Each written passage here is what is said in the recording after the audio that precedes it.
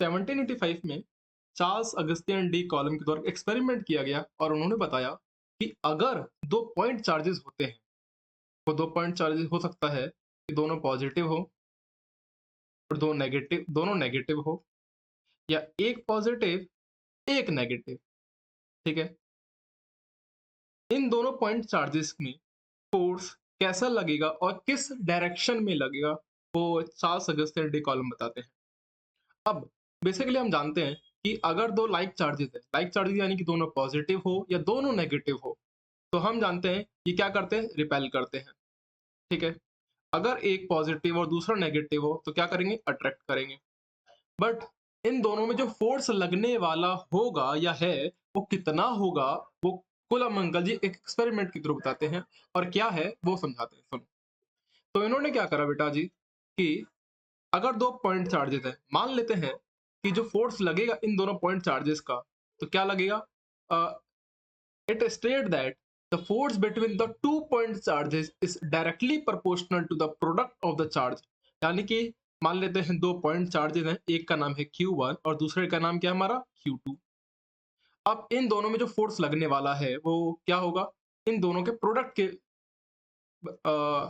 बराबर होगा। किस पे डायरेक्टली डिपेंड करेगा, पहला दोनों के प्रोडक्ट पे, सेकंड इन दोनों के बीच में जो डिस्टेंस कितना है, डिस्टेंस मान लेते हैं हम r है, तो डिस्टेंस अगर r है इन दोनों के बीच में, सेंटर से माना जाएगा। ठीक है, तो ये इनवर्सली डिपेंड करेगा। अब इक्वेशन 1 और इक्वेशन 2 को आप ऑब्जर्व करो, तो आपको क्या मिलेगा ये बेटा, यहाँ पर जो फोर्स है वो डायरेक्टली प्रोपोर्शनल किसके है, Q1 और Q2 के बराबर अपॉन में r स्क्वायर। और हम क्लास 9 10 में ऑलरेडी पढ़ चुके हैं और देख भी चुके हैं, अगर डायरेक्टली प्रोपोर्शनल का सिंबल हटता है तो एक कांस्टेंट आता है और उस कांस्टेंट को हमने k से डिनोट करा, Q1 Q2 अपॉन में r स्क्वायर। अब ये k कांस्टेंट है क्या, this is called the electrostatic constant. What is this constant, called the electrostatic constant. समझ में आया कि दो पॉइंट चार्जेस हैं, दो पॉइंट चार्जेस पे अगर दोनों पॉजिटिव हो सकता है, ये दोनों पॉजिटिव हो सकता है, दोनों पॉजिटिव होगा तो अपोजिट डायरेक्शन में भागेगा। अगर अपोजिट डायरेक्शन में दोनों भागे तो फोर्स कितना लग रहा है एक दूसरे के ऊपर, वो फोर्स कैसे बताएगा, F इज इक्वल टू के Q1 Q2 अपन में r स्क्वायर। अब सर ये है क्या, K क्या है, this is called the electrostatic constant. उसको समझते हैं। हमने सीखा कि F इज इक्वल टू के Q1 Q2 अपॉन में r स्क्वायर। अब बेटा जी देखो, ये हमारे एक चार्जेस है प्लस Q, और यहाँ पर भी मान लेते हैं दोनों पॉजिटिव ही है। ठीक है, दोनों अगर पॉजिटिव है तो हम बेसिकली चार्ज का नेचर जानते हैं। चार्ज का नेचर कैसा होता है, आउटवर्ड होता है। अगर पॉजिटिव है तो चार्ज जैसे नॉर्थ पोल होता है ना, कि आउट मैग्नेटिक फील्ड वहां से निकलती है, उसी तरीके से पॉजिटिव चार्ज का आप नेचर समझ लो। दूसरी तरफ बात करें इधर भी तो सेम, इधर ऐसे ही रहेगा बेटा। ये याद रखने 3D में होगा ये चीज, be notice that is it in 3D। ये चार्ज सिर्फ एक, ये तो हमारा 2D में बन रहा है, बट एक्चुअल में ये अंदर के साइड भी ऐसे जा रहा होगा। ठीक है, अंदर की साइड भी से जा रहा होगा, बाहर की तरफ भी आ रहा होगा वैसे। तो अब इन दोनों के बीच में जो डिस्टेंस है वो कितना है, सेंटर से नाप लेंगे तो ये हो जाएगा r। r is the distance between the two charges या टू पॉइंट चार्जेस। तो here it is, the k is what of the electrostatic constant. k हमारा क्या है, इलेक्ट्रोस्टैटिक कांस्टेंट। अब इलेक्ट्रोस्टैटिक कांस्टेंट किसके बराबर होगा हमारा बेटा जी बताइए, तो ये होता है 9 into 10⁹ newton metre square upon में कूलम का स्क्वायर। ये वैल्यू कैसे निकली है वो भी मैं आगे समझाऊंगा आपको, बेफिक्र होकर रहिए। बट कांस्टेंट की k की वैल्यू क्या है, 9 into 10⁹ newton metre square upon में कूलम स्क्वायर। सर ये यूनिट आई तो आई कहाँ से, सबसे पहले समझते हैं ये यूनिट आई कहाँ से। जो यूनिट आई लिखी है हमने, यूनिट आई तो आई कहाँ से, तो आगे देखो बेटा कि जैसे कि मान लेते हैं इस k को हमको खाली करना है, तो क्या होगा, f इस r की मल्टीप्लाई हमको r स्क्वायर में करना होगा, और इधर क्या हो जाएगा k Q1 Q2 राइट? और ये आर नीचे आर था तो आर इधर मल्टीप्लाई में चला गया। आगे स्टेप में क्या होगा, एफ आर स्क्वायर अपॉन में Q1 Q2 को नीचे लिख दो मैं, कोई दिक्कत तो नहीं आपको, इज इक्वल्स टू के। तो बेसिकली ये के क्या हो गया, एफ आर स्क्वायर अपॉन में Q1 Q2 is equals to K. Got it? और हम जानते हैं फोर्स की यूनिट क्या होती है, न्यूटन होती है बेटा, हाँ है ना? फोर्स की यूनिट क्या होती है, न्यूटन। डिस्टेंस की यूनिट क्या होती है, मीटर स्क्वायर। नीचे ये भी चार्ज की यूनिट होती है कूलम में, दोनों कूलम हो गए तो क्या होगा, कूलम का स्क्वायर। तो हमारी जो यूनिट लिखी गई है वो क्या है, न्यूटन मीटर स्क्वायर अपन में कूलम का स्क्वायर। Got it? अब यहां तक तो कोई डाउट नहीं होना चाहिए। हमने क्या करा कि दो पॉइंट चार्जेस हैं, दो पॉइंट चार्जेस जो कहता है कि दोनों चार्ज का जो मैग्नीट्यूड है उन दोनों को मल्टीप्लाई कर दो, फोर्स उसके डायरेक्टली डिपेंड करेगा। फिर कहता है दोनों चार्जेस का जो सेपरेशन डिस्टेंस है उसका इन्वर्सली पे डिपेंड करेगा। दोनों के इक्वेशन को ऑब्जर्व करा, यहाँ पे लिखना फ्रॉम इक्वेशन 1 एंड इक्वेशन 2। ठीक है, तब यहाँ से हमारा Q1 Q2 अपन में आर स्क्वायर आ गया, यहाँ से हमारा डायरेक्टली प्रोपोर्शनल का सिंबल है तो आया कांस्टेंट। फिर आगे हमने देखा बेटा कि F इज इक्वल्स टू क्या होगा, के Q1 Q2 upon are square. के की वैल्यू क्या होती है, 9 इंटू 10 की power 9 newton metre square upon में कूलम स्क्वायर। इस वैल्यू को अभी एक सेकंड के लिए रटिए, क्या होता है बोलो, 9 इंटू 10 की पावर 9 व्हाट, 9 इंटू 10 की power 9 newton metre square upon में कूलम का स्क्वायर।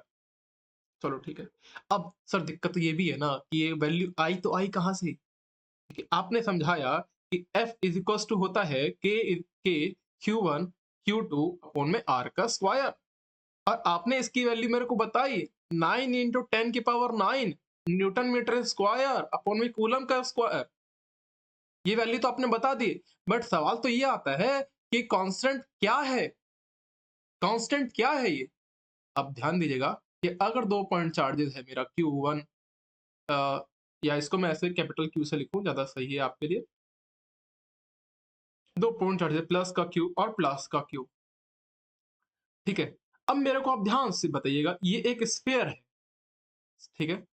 चार्ज अगर अपने आउटवर्ड करेगा तो ये 3D में करेगा ना, इधर भी करेगा, इधर भी करेगा, इधर भी करेगा, ऊपर भी करेगा, 3D में करेगा हर एक डायरेक्शन में, हाँ है ना? जैसे कि अभी बताया मैंने आपको।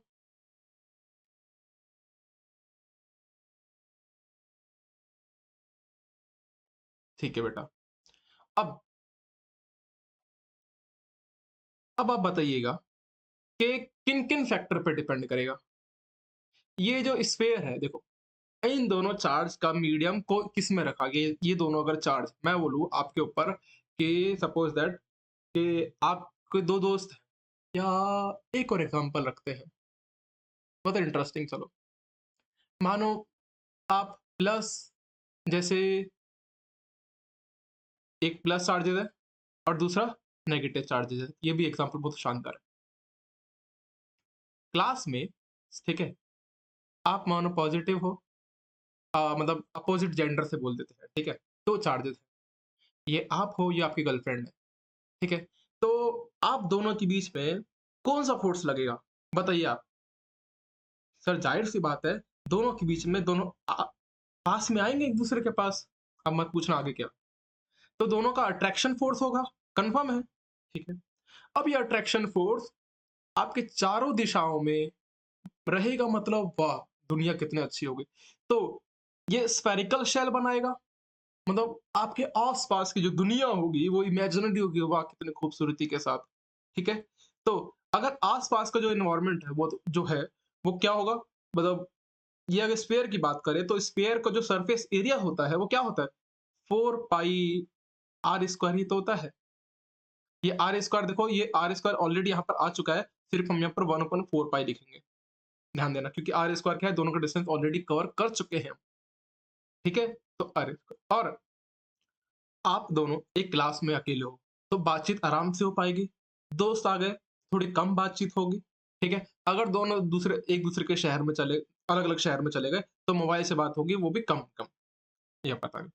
तो अब एक दूसरे के बीच में जो मीडियम, यानी कि जो मीडियम कैसा है, यहाँ पर मीडियम कैसा है, ये दोनों चार्जेस का मीडियम हो सकता है कि दोनों वैक्यूम में रखा गया हो, एयर में रखा गया हो, या कह सकते हैं कि हम दोनों वाटर में हो सकता है या किसी मतलब कोई भी एक मीडियम में रखा गया हो उस पे। तो दोनों मीडियम पे तो डिपेंड करता है।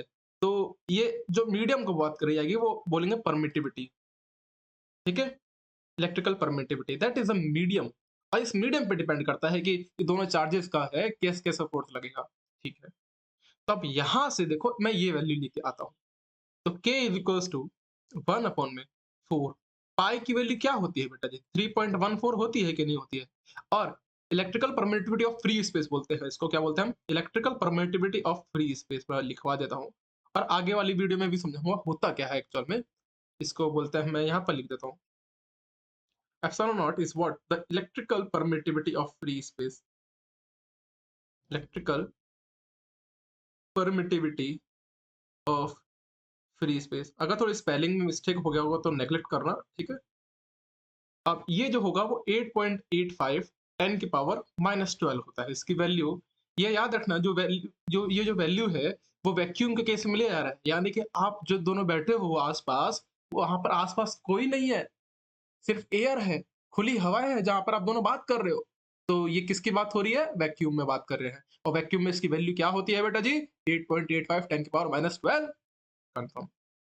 यहां तक तो दिक्कत परेशानी नहीं होगी आपको।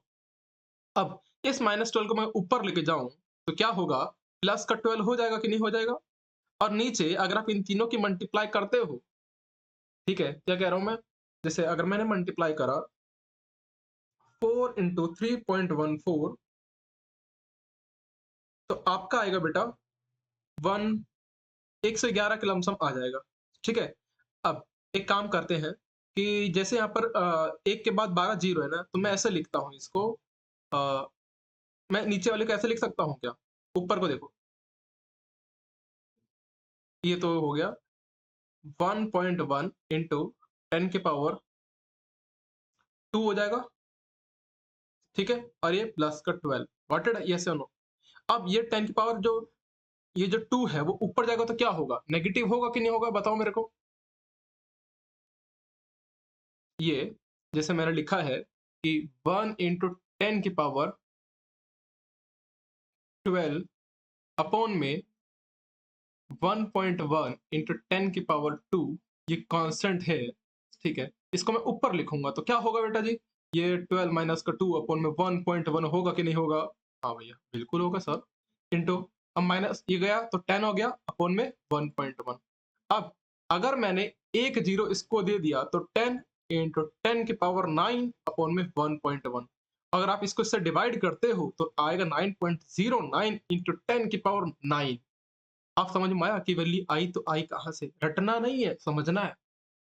तो ठीक है, हमने क्या-क्या पढ़ा बेटा? एक बार शॉर्ट रिवीजन करते हैं। सबसे पहले कूलम्ब अंकल जी ने क्या स्टेटमेंट दिया? It state that the force between the 2 point charges is directly proportional to the product of the charge but is inversely proportional to the square of the distance between them. यानी कि 2 point charges है, अगर एक point charges plus का और दूसरा भी plus का, तो इन दोनों में जो फोर्स लगेगा वो फोर्स बोलता है कि K Q1 Q2 अपॉन में R का स्क्वायर। अब डायरेक्टली किस पे डिपेंड करेगा? दोनों का प्रोडक्ट ऑफ द चार्ज पे। फिर इनवर्सली और the distance of the distance पे। दोनों को उठा उठा पटक करी, F is equals to Q1 Q2 upon में R स्क्वायर हो जाएगा, और डायरेक्टली पर वो सिंबल हटाया तो क्या आ जाएगा? K Q1 Q2 अपन में R square, where K is the electrostatic constant. ये क्या हमारा electrostatic constant? Got it the point और नॉट? ठीक है। तो F is equals to K Q1 Q2 upon में R square, where K is the 9 into 10 for 9 newton metre square upon में coulomb square. ये वैल्यू कैसे आई, ये यूनिट कैसे आया वो भी समझाया मैंने आपको। ये यूनिट कैसे आई? देखो यहाँ पे बताया ना मैंने आपको कि देखो, अगर हम इस आर स्क्वायर को इधर ले जाए तो एफ आर का स्क्वायर के क्यू वन क्यू टू। अब इस क्यू वन क्यू टू को हम नीचे लेके जाते हैं डिवाइड में, तो डिवाइड में लेके गए तो हमारा ये फॉर्मूला बन गया। तो एफ आर का square Q one Q two. Force की यूनिट होती है न्यूटन, आर की होती है रेडियस, जो रेडियस होता है डिस्टेंस, डिस्टेंस को नापते हैं मीटर स्क्वायर में। हम ऑलरेडी जानते हैं क्लास 11th में कि डिस्टेंस की जो स्टैंडर्ड यूनिट होती है वो क्या होती है? मीटर होती है। चार्ज की बात करें तो Q1 Q2 कूलम का स्क्वायर, ठीक है? यहां तक तो अच्छे से आ गया। अब बात करें कि K क्या होता है हमारा? Electrostatic constant which is 1/4 epsilon not. Epsilon not क्या है? वैक्यूम का है। अब इसकी वैल्यू यहाँ पर पुट करेंगे तो इन तीनों की मल्टीप्लाई करेंगे, 111 के लमसम आएगा, ठीक है? तो हम 1 से 11 को हम ये भी लिख सकते हैं 1.1 इंटू 10 की पावर 2 लिख सकता हूँ मैं। और ये ऊपर जाएगा तो क्या होगा, माइनस में आ जाएगा बेटा जी। अब आगे करा तो देखा जी क्या 1 इंटू 10 की पावर 12 अपॉन में 1.1 इंटू 10 की पावर 2, ये ऊपर गया तो माइनस में गया, ऊपर 10 की पावर 10 हो गया, नीचे 1.1 डिवाइड करेंगे 9.09 इंटू 10 की पावर 9, तो हमारा इलेक्ट्रोस्टैटिक कांस्टेंट की हमारी वैल्यू निकल के आ चुकी है। अगली वाली वीडियो में हम डिस्कस करेंगे कि वेक्टर फॉर्म के बारे में और काफ़ी ब्रीफली एक्सप्लेनेशन करेंगे इसका कैसे आता है, और कुछ एग्जांपल्स भी देखेंगे इसके रिगार्डिंग।